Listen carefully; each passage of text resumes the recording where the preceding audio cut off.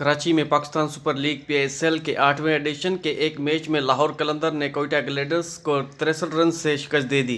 मंगल को लाहौर कलंदर ने कोयटा ग्लैडियर्स के जीत के लिए 199 रन का हदफ दिया था, मगर कोयटा की टीम मुकर्रा 20 ओवर में 8 विकेटों के नुकसान पर 135 ही रन बना सकी।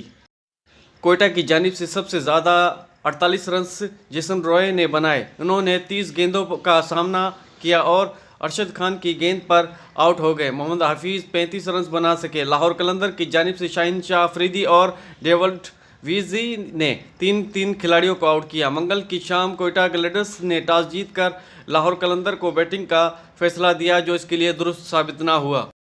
लाहौर कलंदर ने अपनी इनिंग का आगाज़ किया तो इसकी पहली विकेट 49 रन पर गिर गई। ओपनर फ़खर जमान 22 रन बनाने के बाद ओडिन स्मिथ की गेंद पर कैच आउट हो गए। इनके बाद ताहिर बेग 31 रन बनाकर मोहम्मद नवाज की गेंद पर पवेलियन लौट गए।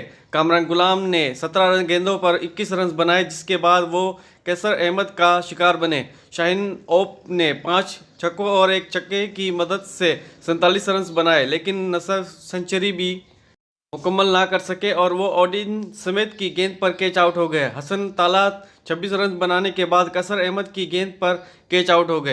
कोयटा के बॉलर केस अहमद और ओडिन स्मिथ ने 2-2, जबकि मोहम्मद नवाज और मोहम्मद हसनैन ने 1-1 विकेट हासिल की। इस टूर्नामेंट में कोयटा ग्लैडियर्स ने अब तक 3 मैचेस खेले हैं, जिनमें से इससे 1 में कामयाबी और 2 में शिकस्त मिली है।